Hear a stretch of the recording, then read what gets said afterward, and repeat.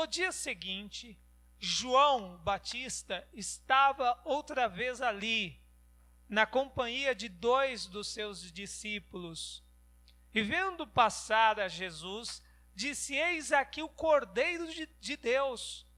E os 2 discípulos ouviram-no dizer isto e seguiram a Jesus. Jesus, voltando-se, vendo que eles, os 2 discípulos, ex-discípulos de João Batista, o seguiam, disse-lhes: que buscais? E eles disseram: Rabi, que traduzido quer dizer mestre, onde moras? Não sei se essa tradução diz a mesma coisa, ali diz onde pousas, né? Mas a verdade é que os 2 discípulos queriam acompanhar Jesus e não um acompanhamento momentâneo, eles queriam ficar, permanecer com Jesus. Quando você quer saber aonde uma pessoa mora, não é? Onde ela está, onde ela fica, o objetivo dela é permanecer ali, não é? Não é apenas um momento, olha, vamos ter aí um momento de comunhão, de participar, não, eles queriam ter um contato contínuo. Então, Deus falou muito forte ao meu coração a respeito disso e eu quero transmitir ao seu coração. Vamos orar para que Deus remova qualquer obstáculo que ainda possa haver nos nossos corações e que esta palavra busque aí, encontre cada um de nós, nosso coração, lugar. Senhor Deus e Pai, estamos aqui, já oramos, já louvamos, Senhor, nesta noite. Agora queremos receber a Tua palavra. É muita alegria poder estar aqui, Senhor, mas eu sei que o Senhor poderia pegar qualquer um aqui entre nós e falaria da mesma forma, até com mais poder e mais virtude. Mas o Senhor me honrou nesta noite com esta oportunidade, então usa o teu servo, que eu diminua, o Senhor cresça, mas dê a cada um que está aqui responsabilidade, porque eles estão diante da tua mesa, que eles recebam o que aqui vai acontecer hoje, e eles recebam com graça, com alegria, e saiam fortalecidos para um mês de batalha, em nome de Jesus, que assim seja. Amém, graças a Deus. Vamos aplaudir ao Senhor mais uma vez? Ele é digno de honra, digno de glória, digno de louvor e sempre devemos exaltá-lo. Pode tomar o teu assento. Quando o Senhor falou comigo a respeito desta mensagem, Ele falava que uma pessoa que quer ter sucesso, prosperar, seja espiritualmente, fisicamente, ele precisa ter um mestre, porque quando você tem um mestre, você ganha muito tempo. Por exemplo, você pode muito bem começar a tocar bateria sozinho, e se você for muito esforçado, até sozinho, você vai conseguir. Você consegue. Se você for muito dedicado, buscar referências, você vai conseguir. Mas se você tiver alguém te ensinando, se tiver alguém cada passo ali ensinando, repassando para você o que ele errou e o que ele conseguiu aprender, você vai conseguir aprender em bem menos espaço de tempo e você vai sofrer menos no caminho. Estamos falando de um instrumento, mas isso é na vida, não é? Se você tem um mestre para te ensinar a respeito do casamento, quantos casais, bispo, sofrem porque nunca foram aconselhados, têm vergonha de perguntar a respeito do casamento? As pessoas hoje não têm, na verdade, o mestre como deveria. Na verdade, era para o bispo não sair do escritório. Toda hora alguém lá perguntando algo.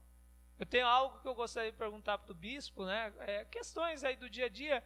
Às vezes eu não procuro por causa de tempo, mas eu tenho questionamentos que eu quero fazer para ele. Apesar da experiência que tenho já no Evangelho, mas tem coisas que quando é pessoal, às vezes a nossa decisão, ela não é uma decisão sóbria, porque ela é movida pela nossa emoção.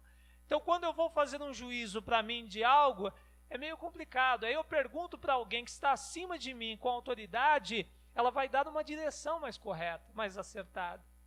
Então muitos pecam e sofrem porque não buscam, não tem um mestre, não tem alguém para ensinar. Imagine você ter que aprender português, matemática, ciências, sem o professor. Como seria difícil, não é? Você até conseguiria, mas você vai pegar uma informação aqui, depois você vai ter muito trabalho para pegar aquela informação ali, e o mestre, o professor, ele já tem todas as informações com ele. Então, quando você não tem aquela informação, você diz: ei, professor, olha, eu estou com essa dúvida aqui. Aí ele vai lá e te explica, te ensina, está até preparado, porque tem pessoas que têm o conhecimento, mas não têm a capacidade de transmitir aquele conhecimento de uma forma clara, objetiva. E o professor se especializa nisso, não é? Se prepara para isso. Então, amados, nós devemos ter mestres, nós temos que ter para cada coisa na nossa vida. Você vai buscar, por exemplo, não adianta você chegar no bispo e dizer: bispo, me ensina aqui a tocar bateria. Ele até vai ter boa vontade, se ele pudesse, ele faria, não é? Mas ele não teria condições nenhuma. Ele não está em condições de ser o seu mestre na bateria. Mas se você chamar o Mateus, não é? De repente, um dos rapazes aí que tocam a bateria, ele vai ter preparo, vai ter condições de te ensinar. E isso para a vida, amados. Veja, quando a pessoa se torna pai, ele não tem uma experiência anterior. Ele precisa ver os pais, não é? Os seus próprios pais e outros pais, e ver como esses ensinaram aos seus filhos e usar o seu exemplo, usar a sua experiência. E quanto mais buscamos e usamos experiência alheia, menos sofremos. Porque os sofrimentos que os outros tiveram, aí nós vamos falar: não, por aí fulano de tal já passou, sofreu muito, então não vou fazer a mesma coisa.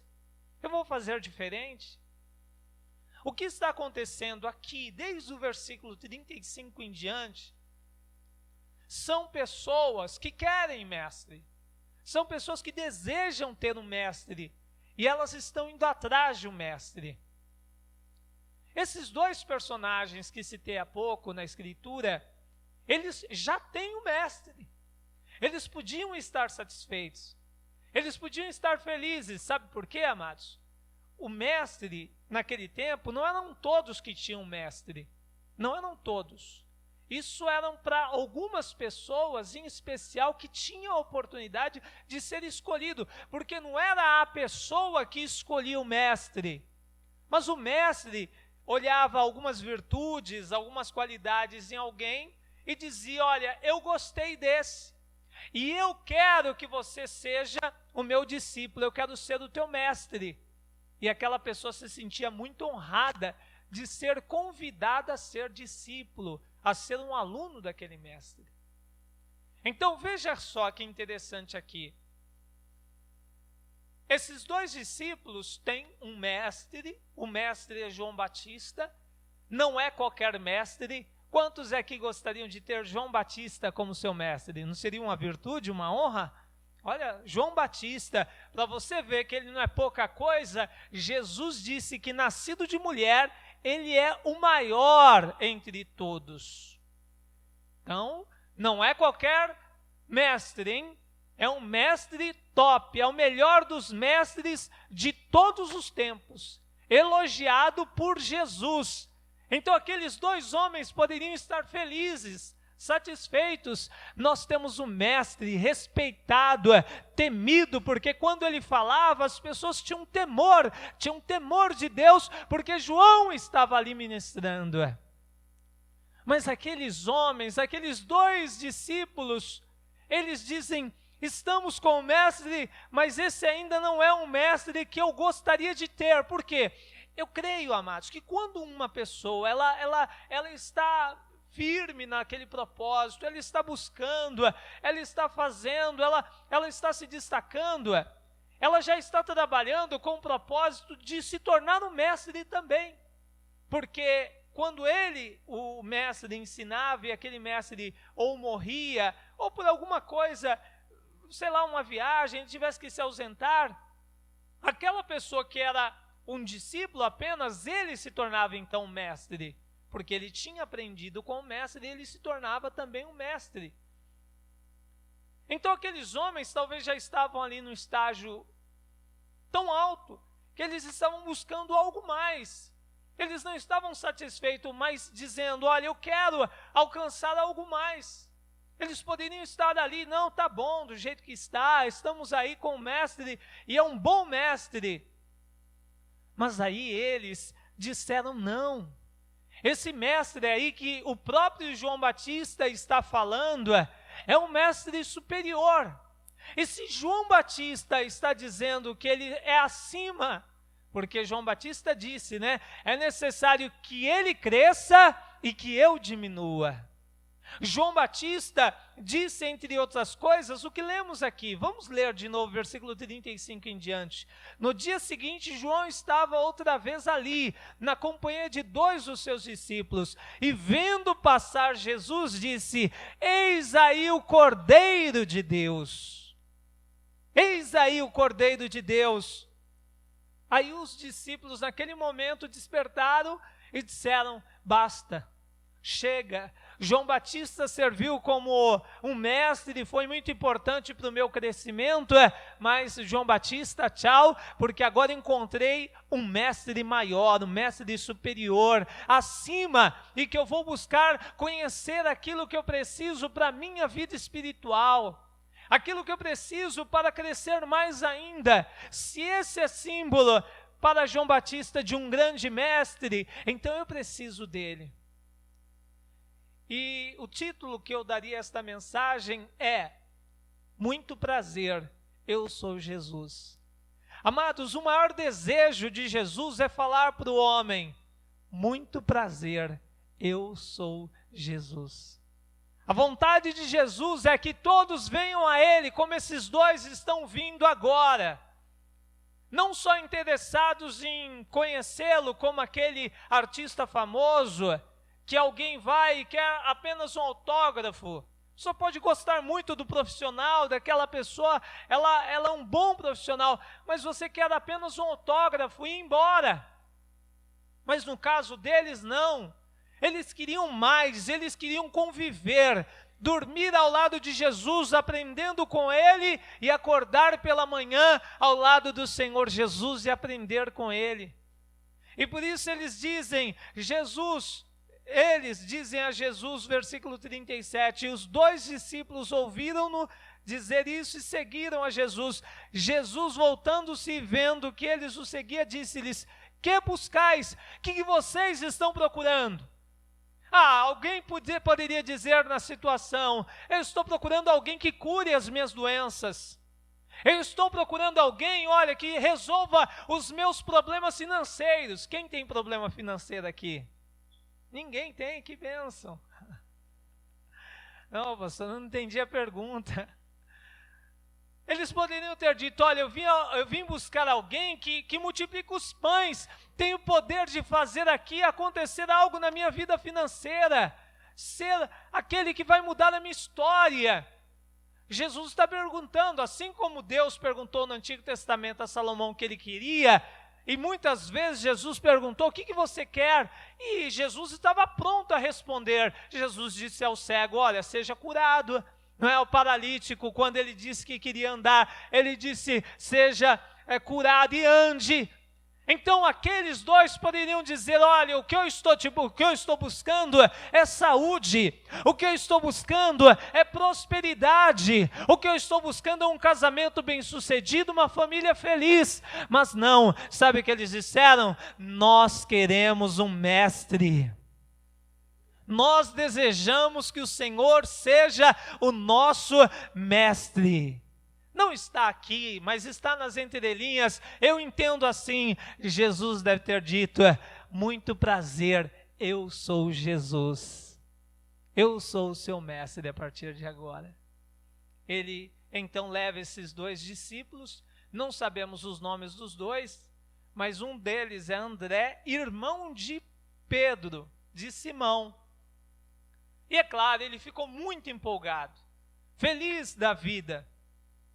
Mas antes eu quero ler aqui para você em Lucas. Olha que interessante o que está aqui em Lucas, no capítulo 2. Olha só, primeiro vamos ver aqui quem apresentou Jesus à humanidade.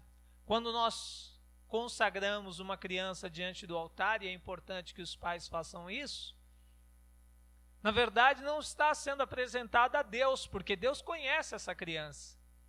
E que sentido faria se Deus está enviando Jesus e de repente vem Simeão e apresenta Jesus para Deus? Qual seria o sentido disso? Porque Jesus veio de Deus, é ou não é?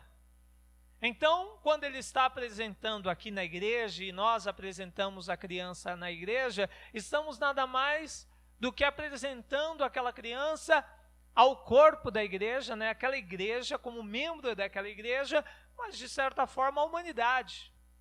É como se fosse uma iniciação daquela criança no mundo, não é? E Simeão está apresentando Jesus ao mundo, à humanidade. Lucas 2, versículo 25. Havia em Jerusalém um homem cujo nome era Simeão. E este homem era justo e temente a Deus, esperando a consolação de Israel. E o Espírito Santo estava sobre ele, sobre esse tal de Simeão. E foram-lhe revelado pelo Espírito Santo que ele não morreria antes de ter visto Cristo, o Senhor. Ou seja, você, Simeão, não vai morrer antes que Jesus diga: muito prazer, eu sou Jesus. Aí diz aqui ainda, e pelo Espírito, versículo 27, foi ao templo, e quando os pais trouxeram o menino Jesus, para que ele procederem segundo o uso da lei, ele então tomou em seus braços e louvou a Deus. E disse: agora o Senhor podes despedir em paz o teu servo, segundo a tua palavra, pois já os meus olhos viram a tua salvação, a qual tu preparaste perante a face de todos os povos, luz para alumiar as nações, para a glória de teu povo Israel. José e Maria maravilharam-se das coisas que dele se diziam. E Simeão os abençoou e disse a Maria, sua mãe: eis que este é posto para queda e elevação de muitos em Israel, para sinal que é contraditado, e uma espada transpassará também a sua própria alma, para que se manifeste os pensamentos de muitos corações. Então aqui Jesus está sendo apresentado. É como se a humanidade tivesse a oportunidade de conhecer o próprio Deus. É como se eles estivessem fazendo aquela apresentação comum, não é? De que quando alguém conhece a duas pessoas, uma diz à outra: olha, esse daqui é fulano de tal e esse daqui é fulano de tal. E é comum que a pessoa diga: olha, muito prazer em conhecer. E a outra diz: não, muito prazer também em te conhecer. Aqui, amados, um homem de Deus, um homem estava cheio da unção. Primeiro o Espírito Santo estava sobre ele e o Espírito Santo fez conhecer que ele era Jesus. Ninguém humanamente disse para Simeão, mas foi o próprio Deus que apresentou a Simeão e disse: apresente ele ao mundo. E ele foi apresentado naquela hora para toda a humanidade, para mim, para você, estava sendo apresentado. Olha, está aqui Jesus. Se vocês quiserem, vocês podem recebê-lo, vocês podem tê-lo na sua vida, e ele vai ser para a vida, e para a vida abundante no mundo, e para a vida eterna após. Agora, se vocês não quiserem, então infelizmente sofrerão o dano, a segunda morte. É mais ou menos isso, em resumo, o que Simeão está fazendo. Mas voltando lá em João, no capítulo 1, por gentileza, porque nesse capítulo, amados, é interessante, é um capítulo que os discípulos estão sendo chamados para cumprir ali o seu propósito, e todos eles, de alguma forma, gostariam de ter um mestre, queriam ter um mestre. Eles, no caso dos dois que lemos a princípio, eles se candidataram a ser mestre, a ser súditos, não é? A ser alunos do mestre Jesus. Jesus poderia ter recusado e dito: olha, vocês não são capazes, vocês não são dignos, mas Jesus os recebeu. Entre eles, como eu já disse, André, dos dois, e André, empolgado, foi dizer a Simeão, e diz Simão, versículo 40, era André, irmão de Simão, Pedro, um dos dois que ouviram aquilo de João e haviam seguido. Este achou primeiro a seu irmão, Simão, e disse-lhe: achamos o Messias, que traduzido é Cristo. Eles entendiam já, amados, que Jesus era muito mais do que um mestre. E Jesus era o Cristo, enviado de Deus, o Messias. Eles entendiam, eles compreendiam. E agora quem vai ser apresentado para Jesus é Pedro. Pedro é apresentado para Jesus.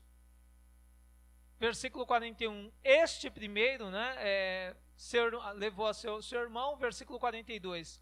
Levou a Jesus e, olhando Jesus para ele, disse: Tu és Simão, filho de Jonas, tu serás chamado Cefas, que quer dizer Pedro.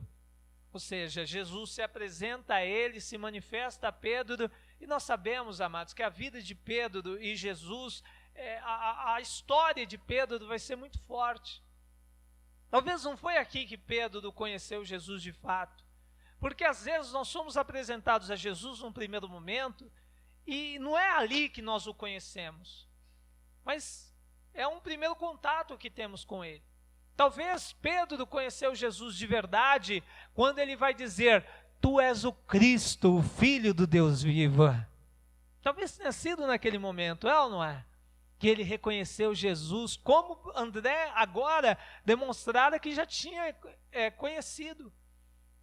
E muitas vezes nós não compreendemos. Às vezes Deus tem um certo momento conosco, e aquele momento não é um momento daquela comunhão. Nós tivemos um simples conhecimento, não é um conhecimento superficial.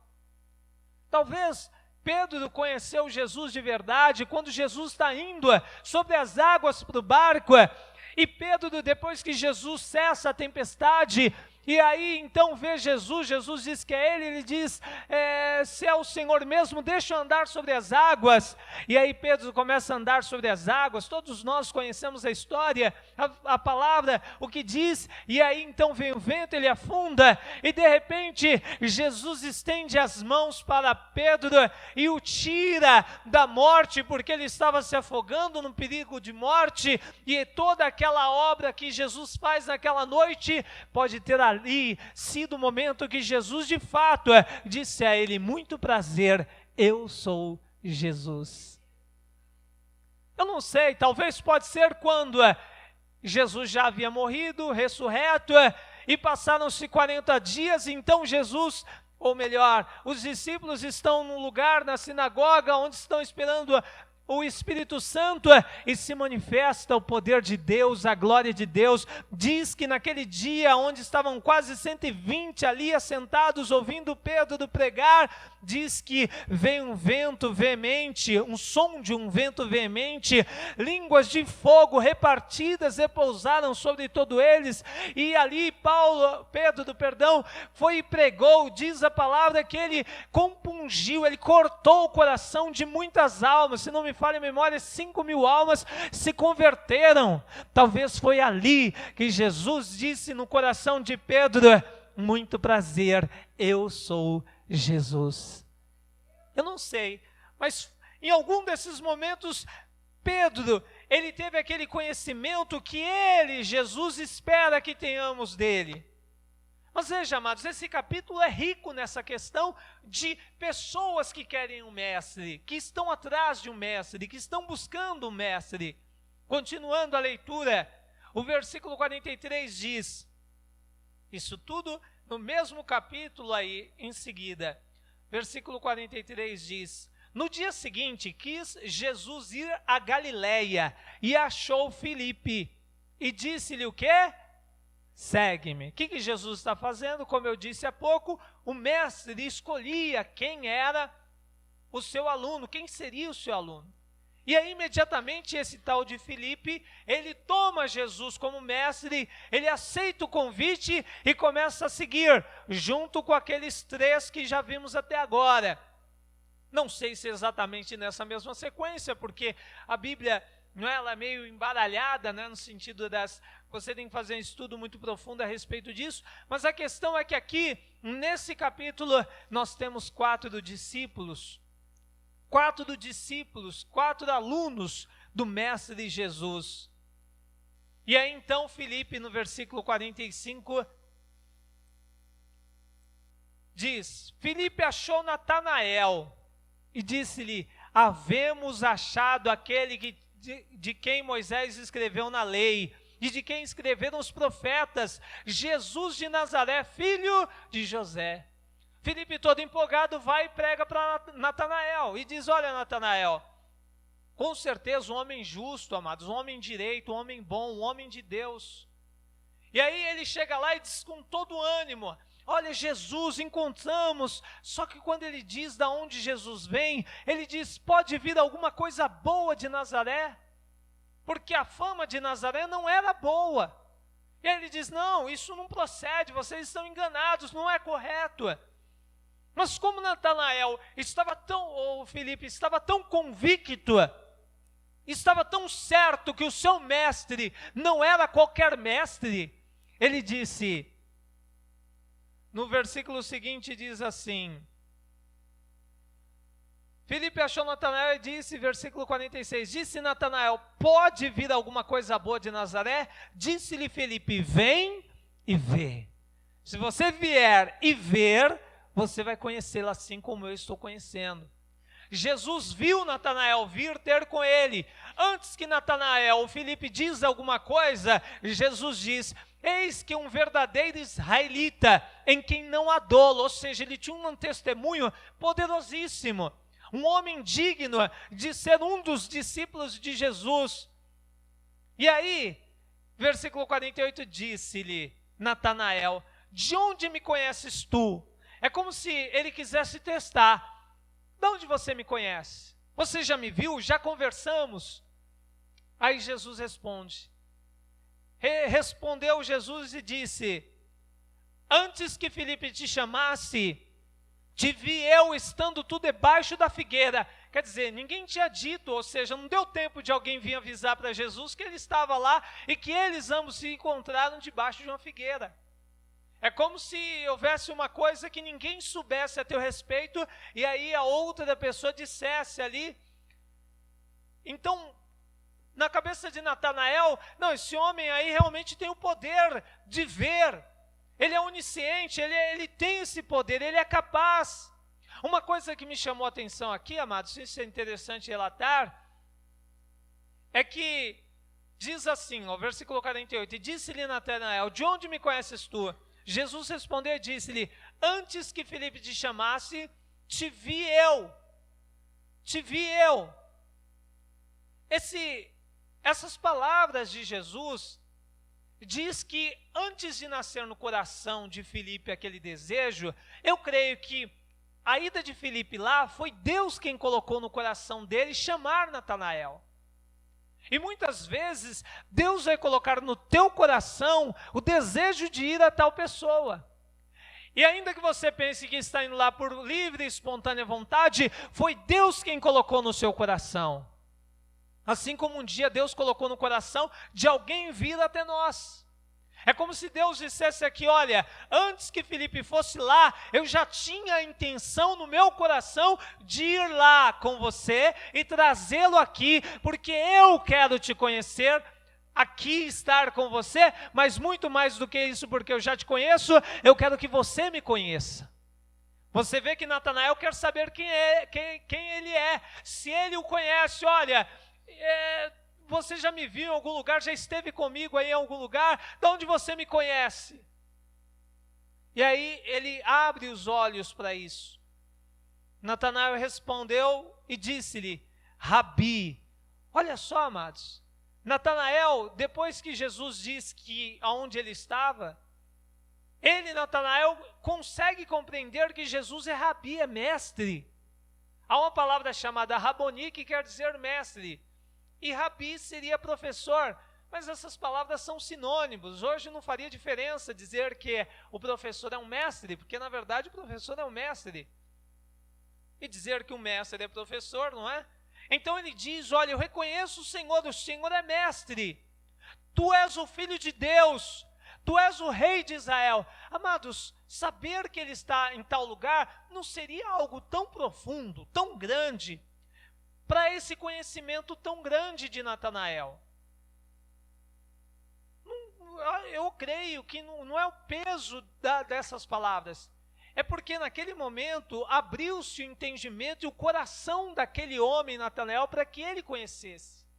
Às vezes, para alguém conhecer Jesus, é necessário uma coisa simples, banal, mas para outros algo muito profundo, algo muito especial. E Deus conhece a nossa natureza, a nossa resistência. Deus conhecia Natanael e Deus conhece você também. Se você já o conhece como Ele quer que você o conheça, glória a Deus por isso, prossiga em conhecer. Essa é a palavra de Deus. Mas se você não o conhece como Ele deseja que você o conheça, comece agora a buscar nesse sentido. Amados, para que eu seja forte fisicamente, eu tenho que exercitar, é ou não é? Para que eu possa prosperar financeiramente, ter dinheiro, tenho que trabalhar mais, isso é natural. Se eu fizer mais por isso, eu vou ser mais abastado financeiramente. E se eu quero ter crescimento espiritual, eu tenho que buscar isso, eu tenho que desejar isso. Aí diz aqui, só para encerrarmos aqui, versículo 45, 47, 49, Natanael respondeu e disse-lhe: Rabi, tu és o filho de Deus, tu és o rei de Israel? Jesus respondendo e disse-lhe: porque te disse, vi-te debaixo da figueira, crês? Você vê que Jesus acha que aquilo é pequeno? Jesus fala em tom de desdém. Só porque eu falei para você que eu te vi debaixo da figueira, você já reconhece quem eu sou? Você já pensa que me conhece? Você já acha mesmo que você me conhece? Você ainda não me conhece. Eu me mostrarei mais a você. Jesus respondeu e disse-lhe: porque te disse, vi debaixo da figueira, crês? Coisas maiores do que estas verás. Disse-lhe: na verdade vos digo que daqui em diante vereis o céu aberto e os anjos de Deus subirem e descerem sobre o Filho do Homem. Aí sim, aí você vai me conhecer como eu desejo que você me conheça, na sua plenitude, inteiramente. Em breve você vai me conhecer. Eu declaro, pela fé, em breve você vai conhecer Jesus como Jesus realmente é. Amados, olha um homem que quis conhecer Jesus. E esse homem mostra que não eram qualquer pessoas que estavam indo conhecer Jesus, porque vimos até pescadores aqui, que é o caso de Pedro, que eram pessoas que não eram tão importantes para a sociedade, jamais teriam mestre. Mas veja que no capítulo 3, avançando aí só umas 2, 3 páginas, no capítulo 3, do versículo 1 em diante, diz que um homem que era príncipe, que era mestre, foi até Jesus. Todos já conhecem a história desse homem, é Nicodemos o nome dele. Ele vai tarde da noite com medo de alguém ver e dizer aos outros que ele foi atrás de Jesus, porque quem buscava Jesus naquela época era perseguido. Ele vai de noite, e eles têm uma conversa, e Jesus começa a falar de coisas do céu. Mas apesar daquele homem ser um homem estudado, conhecedor de muitas coisas, ele não tinha a capacidade de entender o que Jesus falava. E aí Jesus deu alguns exemplos para ele e nada ele entendia. E olha o que diz Jesus para ele no versículo 10. Jesus respondeu e disse-lhe: tu é mestre de Israel e não sabes isso? Olha só, amados, Jesus é um mestre tão à frente do seu tempo, à frente de qualquer tempo, que aquele mestre não tinha a capacidade de entender as coisas mínimas que Jesus estava ensinando. Sendo ele mestre, ele tinha que ter mais capacidade de debater com Jesus, de Jesus dizer algo e ele retrucar à altura, mas não tinha, amados. E por quê? Porque ele precisava muito se esforçar para crescer espiritualmente e compreender o nível espiritual em que Jesus estava falando. Então até os mestres queriam ter Jesus como mestre. Vamos repetir isso? Até os mestres queriam ter Jesus como mestre. Olha só, até os mestres recorriam, buscavam a Jesus. Amados, até os ímpios queriam conhecer Jesus. Ainda que o pensamento dos ímpios sempre são mal, mesmo quando eles fazem uma coisa boa, no fundo, a maldade. Nós percebemos isso por Herodes. A palavra diz que Herodes queria ver Jesus. Não vou ler, mas está lá em Lucas 23, versículo 8. Diz que ele se alegrou muito de ver Jesus, porque ele queria conhecer Jesus. Mas ele não queria conhecer Jesus como aqueles outros que nós falávamos há pouco. Ele não queria conhecer Jesus para ter uma comunhão maior com Deus, aprender mais do céu. Não. Ele queria conhecer Jesus, sabe, como que Jesus sendo um espetáculo. Ele queria ver os milagres, queria ver Jesus fazendo como que uma mágica diante deles. Ele queria ver Jesus pegar um leproso, como ele deveria ter ouvido, e curar, tornar aquele leproso limpo. Ele queria ver Jesus pegar um cego e fazê-lo enxergar, mas apenas como espetáculo, não como alguém que quer conhecer de fato, conhecer de verdade, ter comunhão com Ele. E para encerrar, amados, você vai conhecer Jesus nos lugares mais inusitados. Vamos repetir isso? Diga assim: eu vou conhecer Jesus no lugar mais inusitado. É nos lugares mais impróprios que a pessoa conhece. Eu não estou dizendo aquele primeiro contato. Às vezes o primeiro contato com Jesus é aqui, quando você levanta a mão e recebe Jesus como Senhor e Salvador. Às vezes os olhos se abrem quando ela come o pão. Lembra lá dos dois que vieram de Emaús, não é? Do caminho de Emaús, e diz a palavra que eles foram conversando com Jesus. Jesus do lado deles. Jesus está glorificado fresquinho, porque ele tinha morrido e ressuscitado há pouco.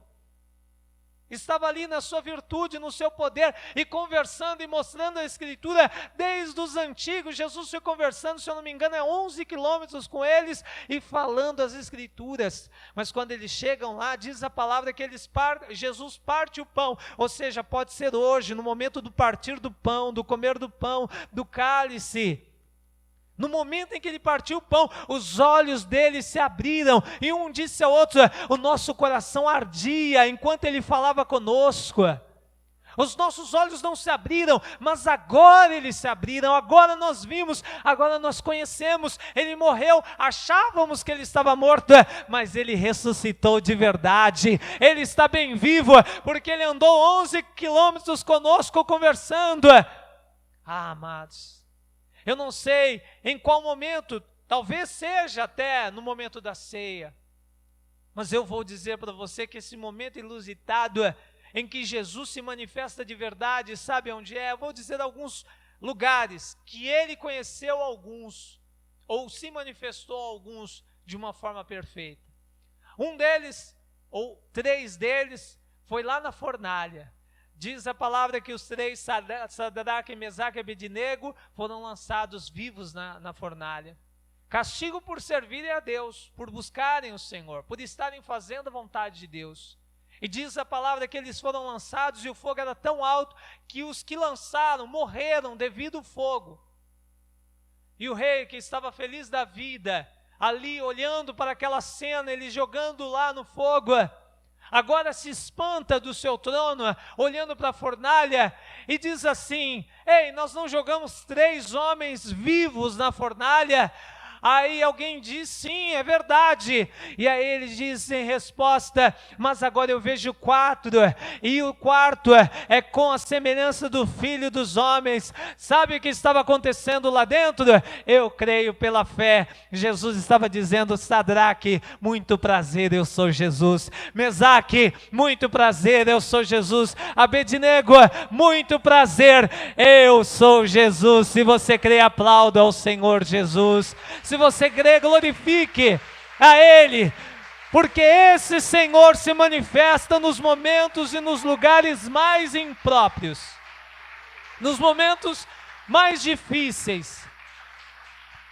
Não só estes 3 homens, mas veja, amados, Jó, por mais que ele tivesse comunhão com Deus, ele tinha intimidade com o Senhor, Mas não foi no momento de regalia, de festas na casa dos filhos, naqueles banquetes que Deus se manifestou para ele como ele é. Mas diz a palavra que ele perde os 10 filhos. Que dor deve sofrer uma pessoa perdendo um. E ele tem uma dor multiplicada por 10 filhos perdidos. Ele então tem uma enfermidade muito difícil de sendo enfrentada. A esposa diz: amaldiçoa o seu Deus e morre. Seus empregados não querem trazer um copo d'água. E naquela situação, no fundo do poço, em todas as áreas da sua vida, no tempo da adversidade, diz a palavra que no meio de um redemoinho, o Senhor se manifesta para ele. E ele diz: olha, Senhor, antes eu pensava te conhecer, mas agora os meus olhos te veem. Eu creio. A palavra não diz amém, amados, é apenas minha fé. Eu creio. Jesus se manifestou para ele e disse: muito prazer, eu sou Jesus. Mas eu imagino, amados, que muitos, principalmente na época em que nós estamos, encontra Jesus naquele momento mais forte do desejo do suicídio. E isto aconteceu na Bíblia, a palavra diz que isto aconteceu. Elias, grande homem de Deus, também uma íntima comunhão com o Senhor, viu fogo cair do céu, consumir os seus adversários, abriu o rio Jordão, passou em seco, ele fez grandes milagres, ressuscitou mortos, fez de tudo que você pode imaginar. Parecia ser um homem que tinha um conhecimento preciso de quem era ele, mas diz a palavra que este homem, cheio de fé, cheio de poder, um dia debaixo de um zimbra, estava ali em seu ânimo pedindo a morte. Ele estava querendo cometer um suicídio, ele ia acabar com a sua vida. Se Deus não viesse, se Deus não intervisse na vida daquele homem, Elias, homem de Deus, ele teria sido morto, talvez pelas suas próprias mãos, teria tirado a sua própria vida, como infelizmente nós temos ouvido muitos casos atualmente. Mas exatamente nesse momento, o Senhor se manifesta para ele, primeiro com os anjos, dá alimento, diz: caminha aí, eu tenho uma caminhada para você. Chega a um certo lugar, e ali Deus diz: olha, eu vou ter uma manifestação muito grande na sua vida, e ele vai ter. Deus se manifesta ali na natureza de algumas formas, mas no fundo, amados, no fundo, eu creio, porque Deus diz que falou com ele com a voz mansa. Eu creio que essa voz mansa de Deus para ele era: muito prazer, Elias, eu sou Jesus. E aquele homem que estava à beira da morte, cumpriu ainda a sua tarefa e não experimentou a morte, foi levado em uma carruagem, diz a palavra, para a glória, sem experimentar a morte. Aquele homem que queria tirar a própria vida, teve esse gozo, esta alegria. Mas para finalizar, amados, pode ser que alguém encontre Jesus até mesmo na cruz, como aquele ladrão ao lado do Senhor Jesus. Que lugar inusitado para encontrar com ele, não é? Que lugar diferente, estranho para encontrar Jesus. E está ele lá, descendo o seu sangue, vertendo o seu sangue. Está ele fraco já, seu sangue já está indo embora. Ele está retendo ali as suas forças, porque ele sabe que tem que salvar alguém do lado dele. Mas Jesus não pode se antecipar. Jesus quer ser mestre, mas veja, Jesus ele convida de uma forma suave no nosso coração. Eu creio que o Espírito Santo foi trabalhando no coração daquele homem do seu lado, e aquele homem foi sentindo aquela alegria, aquela paz, apesar de estar ali naquele sofrimento, ele estava conseguindo sentir paz, alegria. Por quê? Porque Jesus estava ali, ele já reconhecia, no seu coração ele reconhecia. O outro é escarnecedor, mesmo sofrendo, em vez de se ater a seu sofrimento, estava zombando: ei, já que o Senhor é o Senhor, o Todo-Poderoso, nos tira daqui. Aquele homem, amados, toma as dores de Jesus e começa a descer, a defender Jesus, ainda que preso na cruz. Ei, você aí, pare de falar do meu Senhor desse jeito, pare de falar do meu mestre desse jeito. Nesta condenação que nós estamos sofrendo, você fala dele assim, desta forma. Nós sim, nós merecemos esta morte que estamos sofrendo, eu mereço esse castigo que eu estou sofrendo, mas Ele não, Ele é um mestre puro, santo. Ah, Senhor, se puder, lembra-te de mim quando entrares no teu reino. Ah, você quer ser um servo meu, você quer me servir de verdade? Eu creio, a palavra não diz, mas é a minha fé. Naquele momento Jesus deve ter dito, ainda que no coração daquele homem, muito prazer, eu sou Jesus, hoje mesmo estará comigo no paraíso. Se você crê, aplauda ao Senhor Jesus, glorifique ao Senhor. Esse mesmo Senhor está aqui hoje. Seria bom que todos nós o conhecêssemos fora da cruz, antes de ter desejo de tirar a própria vida. Ah, que bom fosse, amados, se nós buscássemos a Jesus antes do sofrimento que Jó sofreu. Mas glória a Deus, não importa em qual situação mais inusitada, que você conheça Jesus. Que você hoje, nesta noite, diga: Jesus, eu quero que o Senhor seja o meu mestre. Se coloque todos de pé. Nessa unção, amém? Só quero fazer um breve apelo, um breve convite, para que, se você ainda não recebeu Jesus, que você o receba. Alguém que hoje quer receber Jesus, há alguém hoje que diz assim: olha, eu senti a virtude dessa palavra, o poder de Deus falando comigo, eu quero